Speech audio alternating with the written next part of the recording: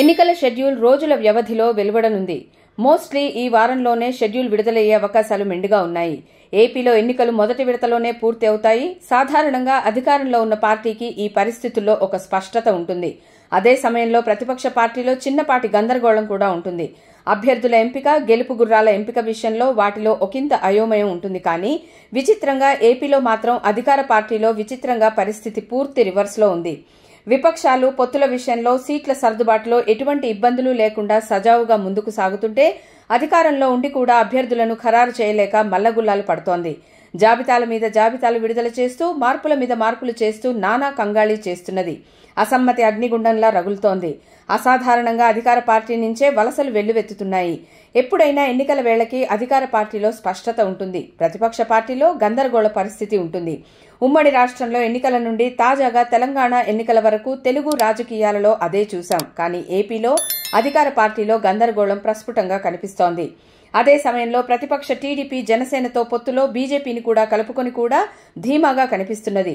అభ్యర్థుల ఎంపిక విషయంలో కానీ, పొత్తులో భాగంగా సీట్ల సర్దుబాటు విషయంలో కానీ విపక్ష కూటమిలో పూర్తి క్లారిటీ కనిపిస్తోంది. అదే సమయంలో ఏ పార్టీతోనూ పొత్తుల మాటే లేని అధికార వైసీపీలో మాత్రం తీవ్ర గందరగోళ పరిస్థితి కనిపిస్తున్నది.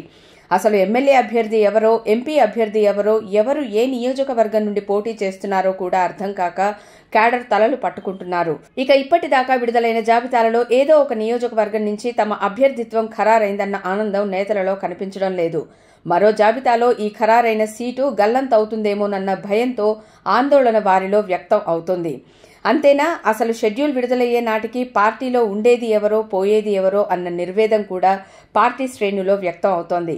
ఏపీలో ఎన్నికలకు ఇంకా నిండా 4-5 వారాలు కూడా లేదు. అయినా పార్టీలో అసంతృప్తి భగ్గుమంటున్నా, నేతలు పక్షుల్లా పార్టీ గూడు వదిలి ఎగిరిపోతున్నా, నిలువరించేందుకు చిన్నపాటి ప్రయత్నం కూడా చేయలేని నిస్సహాయ స్థితిలో జగన్ ఎందుకు మిగిలిపోయారు? కనీసం చెలరేగిపోతున్నా ఎందుకు పట్టించుకోవడం లేదు? సీట్ల మార్పులో ఇంత గందరగోళం నెలకొన్నా సరిదిద్దే ప్రయత్నం ఎందుకు చేయడం లేదు? అంటే పార్టీ నేతలతో తన మాట చెల్లుబాటు కాదన్న నిర్ణయానికి ఆయన వచ్చేశారా అన్న అనుమానాలు వైసీపీ శ్రేణుల నుంచే వ్యక్తం అవుతున్నాయి. అన్నిటికీ మించి ఇప్పటి వరకు నిర్వహించిన 4 సిద్ధం సభల స్పందన చూసిన తర్వాత జగన్ పరిస్థితి చేయి దాటిపోయిందన్న నిర్ణయానికి వచ్చి చేతులెత్తేశారా అన్న భావన కూడా వైసీపీ శ్రేణుల్లో కనిపిస్తున్నది.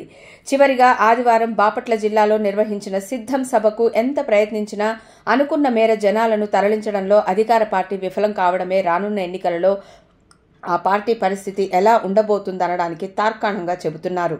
5 ఏళ్ల పాలనలో తాను సాధించిందేమిటి, మరోసారి అధికారంలోకి వస్తే ఏం చేస్తాను అన్న విషయాలను చెప్పడం మాని విపక్షాలపై విమర్శలకే జగన్ ప్రసంగం పరిమితం కావడాన్ని బట్టే జగన్ తన వైఫల్యాన్ని అంగీకరించేసినట్లుగా కనిపిస్తోందని పరిశీలకులు విశ్లేషిస్తున్నారు.